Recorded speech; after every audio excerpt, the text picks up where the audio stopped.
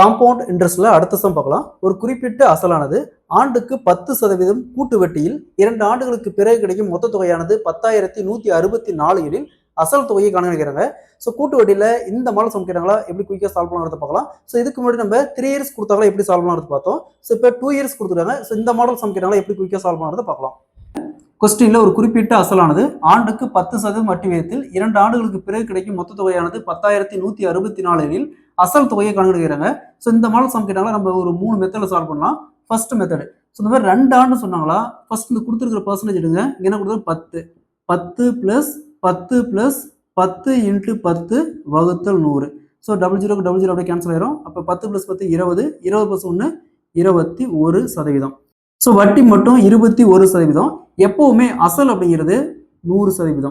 மொத்த தொகை அப்படிங்கிறது அசல் பிளஸ் வட்டி. ஸோ அசல் 100%, வட்டி 21%, ரெண்டு ஆட் பண்ணா 121%.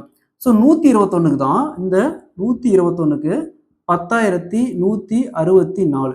அப்போ 100க்கு என்ன, இது அப்படியே கிராஸ் மல்டிப்ளை பண்ணுமா, 121 into X equal to 100 into 10,164. Next 122 இந்த பக்கம் வந்துச்சுன்னா எக்ஸ் ஈக்குவல் டு 100 இன்ட்டு 10,164 வகுத்தல் 121. இந்த 10,164 124 கேன்சல் பண்ணால் 84 வரும். 84 இங்கே ஒரு 2 0 இருக்குது. ஸோ அசல் பார்த்தோம்னா 8,400 ரூபா. அசல் 8,400 ரூபா. ஆண்டுக்கு 10% கூட்டு வட்டியில் 2 ஆண்டுகளுக்கு பிறகு மொத்த தொகையா 10,164 கிடைக்கும். So option D is the correct answer. இது ஃபர்ஸ்ட் மெத்தடு.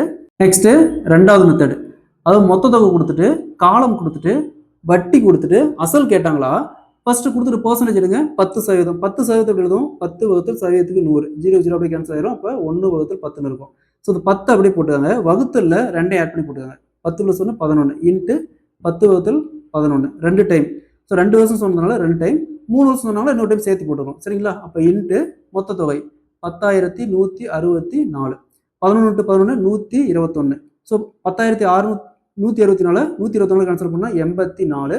ஸோ 84 இங்கே ஒரு 2 0. அசல் பார்த்தோம்னா 8,400 ரூபா. சேம் ஆன்சர் தான் வருது. Option D is the correct answer. இது ரெண்டாவது மெத்தட். சரி, ஸோ நெக்ஸ்ட் மூணாவது மெத்தடு.